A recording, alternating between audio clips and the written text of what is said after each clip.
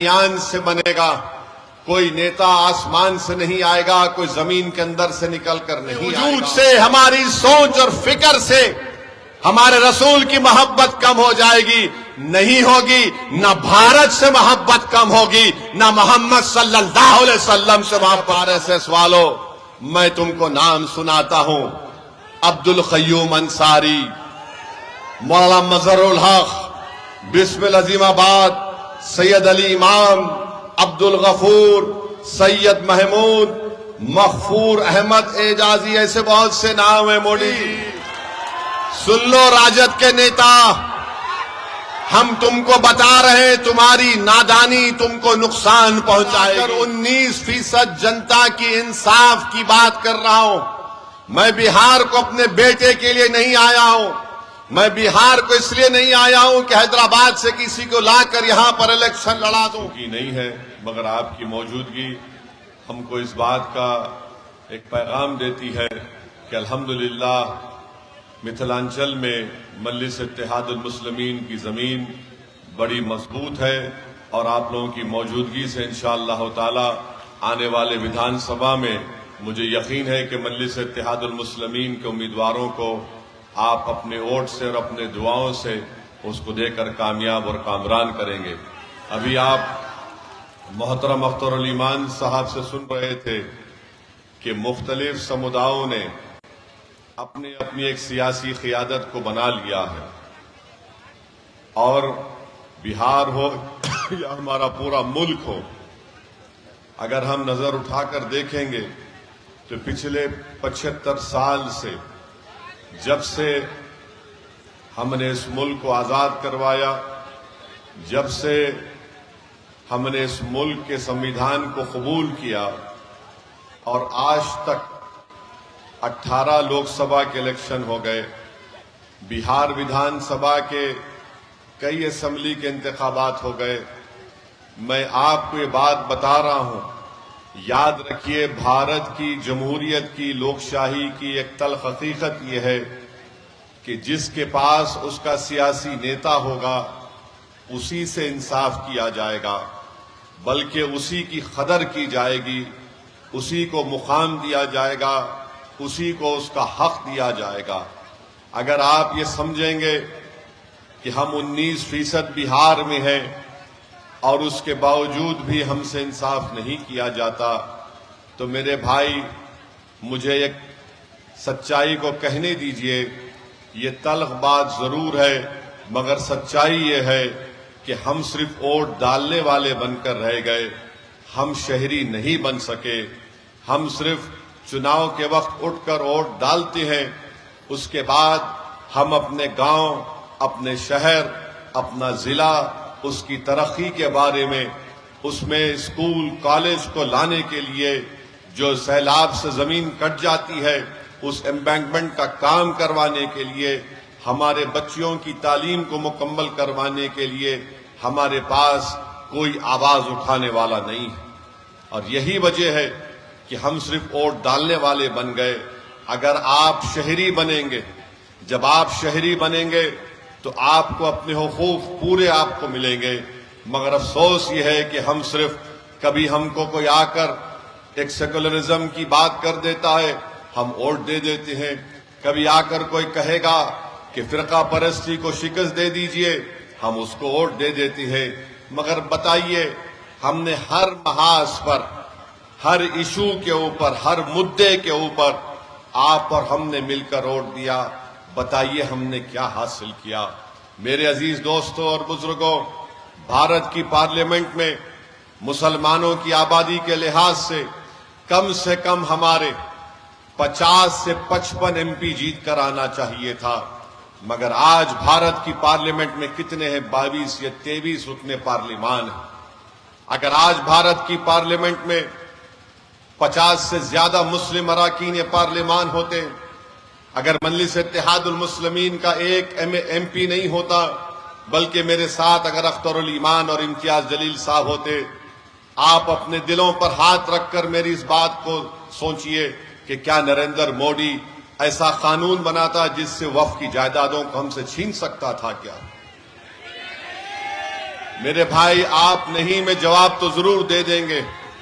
मेरे भाई आप नहीं में जवाब जरूर दे रहे हैं, मगर बताइए क्या ये जवाब इतना काफी है कि हम नहीं बोल दें?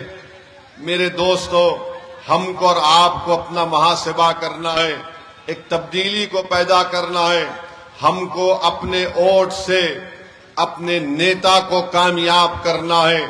और याद रखिए, मिथिलांचल की सरजमीन पर बसने वाली, इस तारीखी सरजमीन पर बसने वाली जनता के दरमियान मैं खड़े होकर कह रहा हूं, नेता तुम्हारे दरमियान से बनेगा। कोई नेता आसमान से नहीं आएगा, कोई जमीन के अंदर से निकल कर नहीं आएगा। एक मामूली सी आदमी को आपको अपना नेता बनाना पड़ेगा।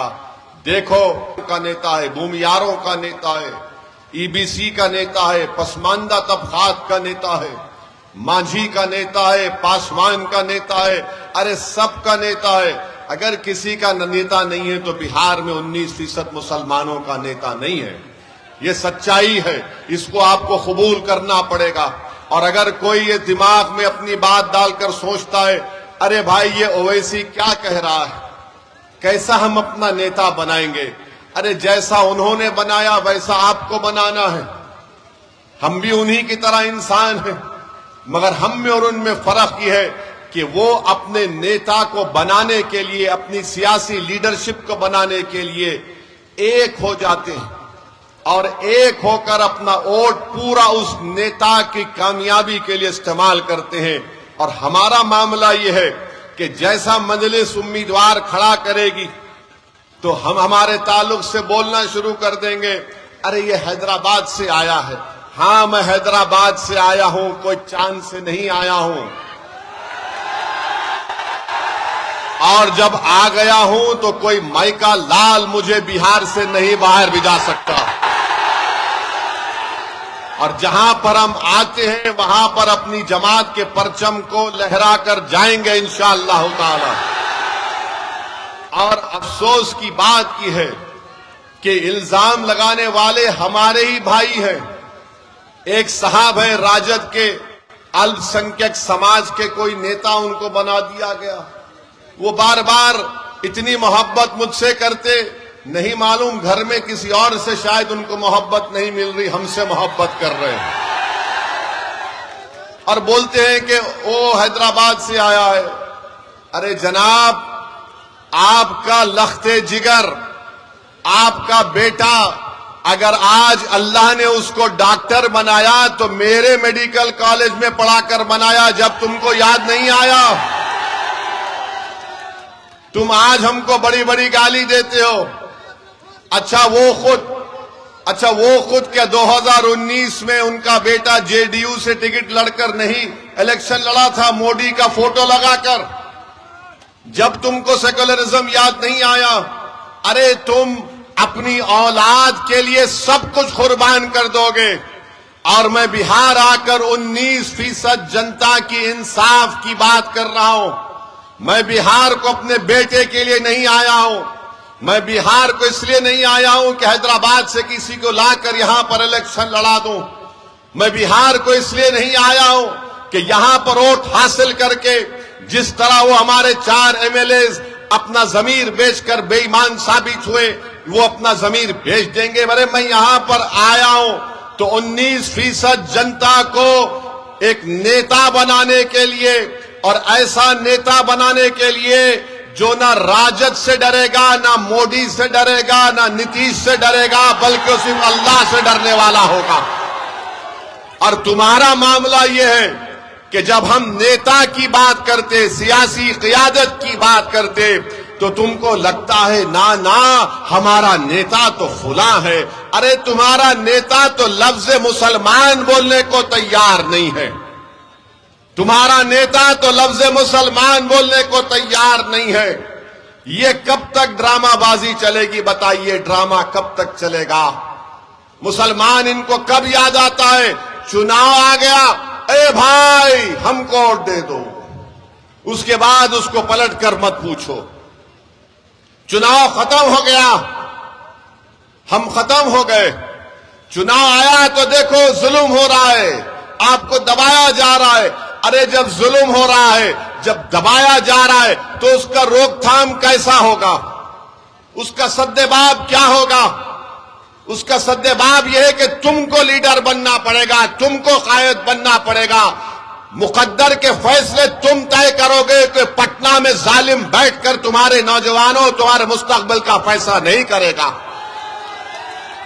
हम सिर्फ यही उम्मीद पर बैठे थे 50-60 साल से, अरे नहीं, ये अच्छे लोग हैं, ये हमारा साथ देंगे, ये हमारी मदद करेंगे। अरे बताओ हमारा क्या फायदा हुआ? हमने रिपोर्ट बनवाई बिहार के मुसलमानों के बारे में, 5 साल पहले हमने उसको रिलीज करवाया। उस रिपोर्ट को पढ़ने के बाद अगर तुम्हारे दिलों में सच्चाई है, जो हम पर उंगली उठाते हैं, हम पर तनकीद करते हैं, बताओ रिपोर्ट पढ़ो, तुमको आईना दिखेगा, तुम्हारी गलतियां नजर आएंगी कि आज तुमने क्या हाल करके रख दिया। तो मैं आपसे अपील करने आया हूं कि हमको इस आने वाले विधानसभा में मुत्तहिदा तौर पर हमको अपने तमाम वोट का सही इस्तेमाल करना पड़ेगा। और मैंने अभी अख्तरुल ईमान साहब से बात की और उन्होंने ये बताया कि इंशाअल्लाह ताला यहां पर इंशाअल्लाह ताला मुख्तलिफ विधानसभा में, जाले में, बिस्फी में, क्यूटी में और दरभंगा में मजलिस का उम्मीदवार खड़ा किया जाएगा इंशाअल्लाह ताला। अब आप देखेंगे कि हमारे इस ऐलान के बाद इन तमाम लोगों में पेट में दर्द शुरू हो जाएगा। देखो हमारा बेटा खड़ा है, हमारा भाई खड़ा है। मैं किसी का बेटा नहीं हूं, मैं किसी का भाई नहीं हूं। क्या ये जनता जो यहां खड़ी भी है, मेरा उनका खून का रिश्ता नहीं है, मगर जो बेटे, ठहरो, जो बेटे और अपने भाई की बात कर रहे हैं, अरे मेरा इस जनता से रिश्ता बहुत खून के रिश्ते से बड़ा है। वो रिश्ते को अल्लाह ने अपने कलमे की बुनियाद पर जोड़ दिया। और तुम आकर बोलोगे ऐसा कर, अरे तुम 2019-20 में मोदी का फोटो लगाकर भीख मांग रहे थे वोट के लिए, और आज तुम सेकुलरिज्म की बात करते हो। कभी अपने गिरबान में झांक कर देखो। मैं आपको बताने आया हूं कि अख्तरुल ईमान साहब ने, छोड़ दिए सर, छोड़ दीजिए, हमारा दीवाना है, छोड़ दीजिए, छोड़ दीजिए, कुछ नहीं होगा। मैं आपको, आराम से सर, मैं आपको बताने आया हूं कि हमारे पास बिहार के जिम्मेदार लोग आकर अख्तरुल ईमान साहब से कहा कि आप इनसे बातचीत क्यों नहीं करते, आप इनसे समझौता क्यों नहीं कर लेते। तो अख्तरुल ईमान साहब ने कहा, मुझसे पूछा क्या करना चाहिए। मैंने कहा वो कौम के जिम्मेदार लोग हैं, जब वो आपके पास आए तो उन्हीं को बोलिए कागज पर लिख दो और आप साइन करके भिजा दीजिए लालू जी को। अख्तरुल ईमान साहब ने एक खत लिख दिया लालू जी को और कहा कि हमसे मिलिए, हम आपके साथ मिलकर लड़ेंगे, बीजेपी को बिहार में सरकार बनाने से रोकेंगे, बीजेपी को मुख्यमंत्री बनाने से रोकेंगे, मोदी अमित शाह को रोकेंगे।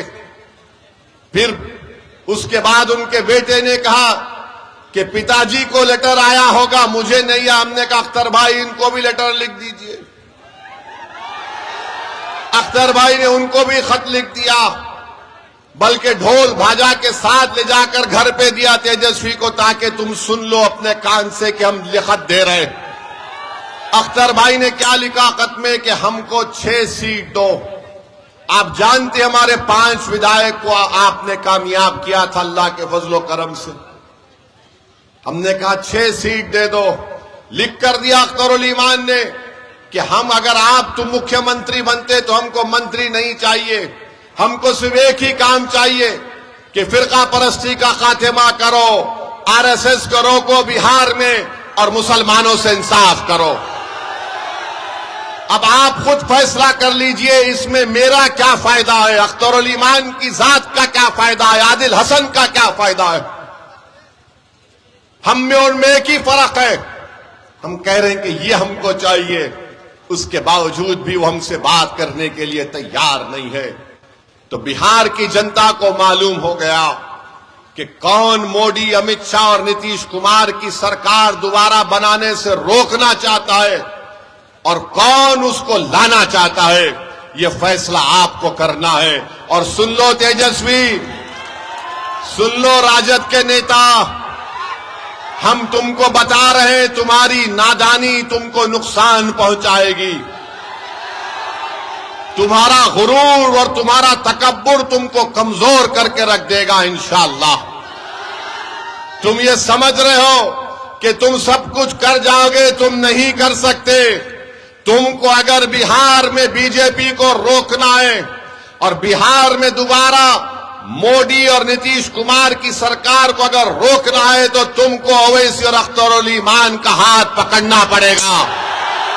और अगर तुम नहीं पकड़ोगे तो हमको कोई फर्क नहीं पड़ता, हम तो सिर्फ वही कहेंगे कि हस्बुनल्लाह व निअमल वकील, हस्बुनल्लाह व निअमल वकील। लड़ना हमको सबसे बेहतरीन आता है, लड़ेंगे जरूर इंशाअल्लाह ताला। और हम किसी माइका लाल से डरने वाले नहीं हैं, मगर आप तक ये बात पहुंचाना था, आप तक ये पैगाम देना था कि आप देख लीजिए कि कल ये लोग बोलते थे ओवैसी बड़ा गुरूर करता है, वो किसी से बात करना नहीं चाहता। अरे जालिमों, मैं तो हमेशा से तैयार था। अभी आज से 1 महीना पहले वाइस प्रेसिडेंट ऑफ इंडिया का इलेक्शन हुआ, नायब सदर जमहूरिया का। किसको वोट दिया ओवैसी ने? किसको वोट दिया ओवैसी ने? सुप्रीम कोर्ट के रिटायर्ड जज जस्टिस सुदर्शन रेड्डी साहब, जो इंडिया अलायंस के उम्मीदवार थे, हमसे बात की और कहा कि ओवैसी साहब आपका सपोर्ट चाहिए। हमने कहा सुदर्शन रेड्डी साहब, आप सुप्रीम कोर्ट के जज रह चुके हैं, हम बराबर साथ देंगे। हमारे तेलंगाना के मुख्यमंत्री रेवंत रेड्डी ने हमसे मिलकर कहा कि असद भाई साथ दो। किसको वोट दिया फिर? आज तुम हम पे उंगली उठाते हो। दूसरी अहम बात मेरे अजीज दोस्तों और बुजुर्गों, आज नीतीश कुमार की सरकार के 20 साल से ज्यादा का वक्त हो चुका है। अब यह हाल हो चुका है कि महिलाओं के पास 10-10 हजार रुपये डाल रहे हैं।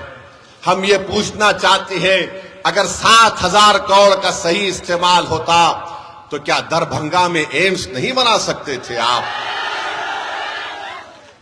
दरभंगा में एम्स बना सकते थे। अगर महिलाओं से इतनी मोहब्बत थी तो आप अस्पताल बना देते। महिलाओं से इतनी मोहब्बत थी तो बच्चियों के लिए कॉलेज बना देते। आगे आप कुछ नहीं कर रहे और सिर्फ ऐलान कर रहे हैं। महाराष्ट्र में भी यही ड्रामा हुआ था।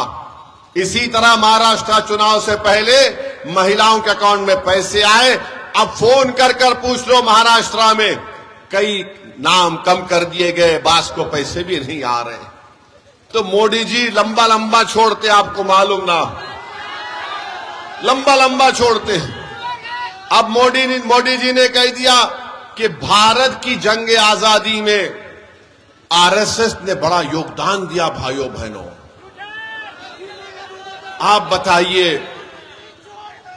बताइए वो आरएसएस जो भारत की आजादी में उनका एक आदमी नहीं मरा, एक भी नहीं मरा। अगर कोई मरा अपनी जान दिया तो मोदी नाम बताओ। अगर एक आदमी तुम्हारा मरा तो नाम बताओ।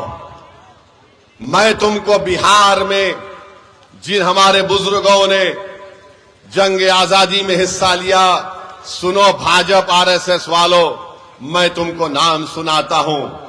अब्दुल क़य्यूम अंसारी, मौलाना मजहरुल हक, बिस्मिल अजीमाबाद, सैयद अली इमाम, अब्दुल गफूर, सैयद महमूद, मखफूर अहमद एजाजी, ऐसे बहुत से नाम है। मोदी जी 1 घंटा लग जाएगा, इतने नाम बोलूंगा मैं। आप एक आदमी का नाम बताओ। झूठ बोलता है देश का प्रधानमंत्री के आरएसएस ने देश की आजादी में हिस्सा लिया। हेगडेवर सुनिए, हेगडेवर यकीनन जेल को गए थे जब वो कांग्रेस के मेंबर थे, आरएसएस को नहीं बनाया गया था। और हेगडेवर जेल को क्यों गए थे? ये बीजेपी के लोग बोलते कि महात्मा गांधी ने खिलाफत मूवमेंट चलाया। अरे दीवाने, हेगडेवर तो खिलाफत मूवमेंट की ताईद में भाषण देकर जेल को गया था। और फिर गांधी ने कहा था कि जो जेल को जाएगा वो वकील नहीं ठहराएगा। तो हेगडेवर ने गांधी के हुक्म की खिलाफ वर्जी की, वकील को खड़ाया। और आपको जानकर ताज्जुब होगा, हंसना नहीं मैं जो कहूंगा, कोई जेल से जब निकलता है तो हेगडेवर का 12 किलो वजन बढ़ गया था। 12 किलो। मालूम हुआ कि जेलर से दोस्ती कर दिए तो जेलर इनका सैया बन चुका था। कपड़े छोटे हो गए और मोदी जी बोलते हम आरएसएस ने बड़ा किया। अच्छा, देश में नमक का सत्याग्रह हुआ था, आरएसएस ने कहा नहीं हिस्सा लेंगे, हेगडेवर हिस्सा लिए। और उनकी जीवनी किताब में कोई लिखता है, उन्हीं का आदमी, कि हेगडेवर इसीलिए हिस्सा लिए ताकि वो लोग अवाम को, जनता को आरएसएस पे लाना चाहते थे। देश ने फैसला किया क्विट इंडिया मूवमेंट, अंग्रेज भारत छोड़ो। तो कौन थे श्यामा प्रसाद मुखर्जी, बताओ मोदी, जो फजलुल हक के साथ डिप्टी चीफ मिनिस्टर थे। जिस तरह तेजस्वी नीतीश कुमार के साथ थे, बाद में दोनों में तलाक हो गया, क्यों हो गया नहीं मालूम। श्यामा प्रसाद मुखर्जी, पूरा देश बोल रहा अंग्रेज छोड़ो, श्यामा प्रसाद मुखर्जी बोल रहे नहीं अंग्रेज रहो। उस पर नहीं बोलेंगे। जब हमने तिरंगा दिया तो आरएसएस की किताब ऑर्गेनाइजर ने लिखा कि हम 3 रंग को मनहूस मानते हैं। ये ऑर्गेनाइजर मैगजीन ने लिखा कि भारत का तिरंगे में 3 रंग मनहूस होता है। बताओ मोदी जी, कितने बातें करो मैं आपकी तंजीम के बारे में, मगर आरएसएस की तारीफ में मोदी जी बोलते हैं मेरे भाई, आरएसएस ने इस देश की आजादी के लिए कुछ नहीं किया, अंग्रेजों से मिलकर काम किया और ये तारीख गवाह है। मगर आज आकर नेशनलिज्म का हमको बताते हैं, हुब्बुल वतनी का दर्स बीजेपी आरएसएस हमको बताती है। अरे ये देश से हमको इतनी मोहब्बत थी और है और रहेगी कि हमारे बुजुर्ग जिनको गिरफ्तार किया गया था मौजूदा सऊदी अरेबिया से माल्टा की जेल को लेकर गए थे, माल्टा की जेल को लेकर गए थे और उस माल्टा की जेल में उनको रखा गया। आज भी भारत से माल्टा की कोई डायरेक्ट फ्लाइट नहीं है। कौन थे हुसैन अहमद मदनी, जो अपने शेख, अपने उस्ताद के साथ उस माल्टा की जेल में खुले मैदान में उनको रख दिया जाता था। आज भी डायरेक्ट फ्लाइट नहीं है माल्टा से। उन्होंने वहां जेल में गुजारी, मसाइब गुजारे। अरे कौन ये लोग, तुम आज हमको उंगली उठाते हो। मौलाना अबुल कलाम आजाद ने क्या किया, जौहर बरादरान ने क्या किया। बताओ मेरे अजीज दोस्तों और बुजुर्गों, ये हमारे बुजुर्ग थे, हमारे अकाबरीन थे जिन्होंने इस देश को आजाद करवाया। आज उसी देश में आज बीजेपी हमसे कह रही है कि तुम आई लव मोहम्मद सल्लल्लाहु अलैहि वसल्लम का पोस्टर नहीं उठा सकते। टीपू सुल्तान ने अपनी जान को गंवा दिया अंग्रेजों से लड़ते हुए। ये जितने हमारे बुजुर्ग थे सब आशिक रसूल सल्लल्लाहु अलैहि वसल्लम थे, एक से एक बड़ा आशिक रसूल था। और आज हमको कह रहे हैं कि तुम आई लव मोहम्मद का पोस्टर नहीं उठा सकते। मोदी जी 2018 में आपने केरला के एक आर्टिस्ट के पोस्टर की तारीफ की थी, वो तारीफ सही थी। और आज हम हमारे रसूल, हमारे नबी का पोस्टर उठाते हैं, खाली उसमें कोई संविधान के खिलाफ बात नहीं है, उसमें कोई हिंसा की बात नहीं। वो तो मेरा अकीदा है, वो तो मेरा दीन है, जो भारत के संविधान की दफा 25 और 19 मुझे इस बात की इजाजत देता, मेरा फंडामेंटल राइट है। और उत्तर प्रदेश में जहां पर बीजेपी की सरकार है, गरीबों ने अपने घर पर कागज पर लिखकर लगाया तो जालिम हुकूमत ने उन दीवारों से उस पोस्टर को निकलवा दिया। अरे याद रखो, सोवियत यूनियन था जिसने मदरसों को बंद कर दिया, दुनिया ने देख लिया कि सोवियत यूनियन खत्म हो गया, मदरसे आज भी आबाद हैं। तुम आज वो पोस्टर निकालकर समझ रहे हो कि हमारे दिलों से, हमारे वजूद से, हमारी सोच और फिक्र से हमारे रसूल की मोहब्बत कम हो जाएगी। नहीं होगी। न भारत से मोहब्बत कम होगी, न मोहम्मद सल्लल्लाहु अलैहि वसल्लम से मोहब्बत कम होगी। दुनिया खत्म हो जाएगी मगर मोहम्मद सल्लल्लाहु अलैहि वसल्लम का नाम रहेगा। मेरे अजीज दोस्तों और बुजुर्गों, मैं आपको बताने आया हूं कि ही बीजेपी ने नीतीश कुमार के साथ मिलकर, चिराग पासवान के साथ मिलकर, कुशवाहा साहब के साथ मिलकर, चंद्राबाबू नायडू के साथ मिलकर, कुमारास्वामी के साथ मिलकर एक ऐसा काला कानून बनवाया, वक्फ का काला कानून। और उस कानून के जरिए बीजेपी, आरएसएस, नीतीश कुमार जिस जमीन का मालिक, जिस मस्जिद का मालिक, जिस दरगाह का मालिक, जिस खानखा का मालिक अल्लाह है, ऐसे कानून से उसको छीनना चाहती है। भारत की पार्लियामेंट गवाह है कि हमने जब कानून को भारत की पार्लियामेंट में लाया गया, दोनों मर्तबा मैंने भारत के संविधान का, सुप्रीम कोर्ट के फैसलों का हवाला देकर उस वक्फ तरमीमी कानून की कानूनी दलाइल को सामने रखकर उसकी धज्जियां उड़ाई और मोदी के आंख में डालकर कहा, यह कानून को मैं फाड़ता हूं, यह भारत के संविधान के खिलाफ है। मेरे अजीज दोस्तों और बुजुर्गों, हम एक ऐसे माहौल में हैं, मैं आपसे अपील कर रहा हूं कि अपने के कोर्ट का सही इस्तेमाल करिए। हमको इन ताकतों को हराना है जो भारत को कमजोर करना चाहते हैं, जो भारत के संविधान को कमजोर करना चाहते हैं। मेरे अजीज दोस्तों और बुजुर्गों, सोचिए थोड़ी देर के लिए, ये लड़ाई जो ओवैसी और अख्तरुल ईमान लड़ रहे हैं, ये इन नौजवानों की लड़ाई लड़ रहे हैं। बिहार में करीब 60% आबादी 25 साल से कम उम्र नौजवानों की है। आप इनके चेहरों को देखकर वोट डालो, इनके मुस्तकबिल को सामने रखकर वोट डालो। बुजुर्गों, आपने अपनी जवानी बर्बाद कर दी इन जालिमों के पीछे, मगर अपने बच्चों की जवानी को बचा कर रखो ताकि हम एक ताकतवर कौम बनकर उभरे मुस्तकबिल में। नौजवानों, तुम्हारी भी जिम्मेदारी है कि अपने के कोर्ट का सही इस्तेमाल करो। मंजलिस के परचम और मंजलिस के पतंग छाप पर बटन दबाओ ताकि इन लोगों को मालूम हो जाए कि आप एक तब्दीली लाना चाहते हैं मिथिलांचल में। आप एक सियासी लीडरशिप यहां पर बनाना चाहते हैं। आप बनाएंगे अपनी लीडरशिप को? आप बनाएंगे अपनी लीडरशिप को? क्या आप पतंग छाप पर वोट देंगे इंशाअल्लाह? तो अल्लाह हम तमाम की नियतों के मुताबिक कामयाबी दे। बहुत बहुत शुक्रिया।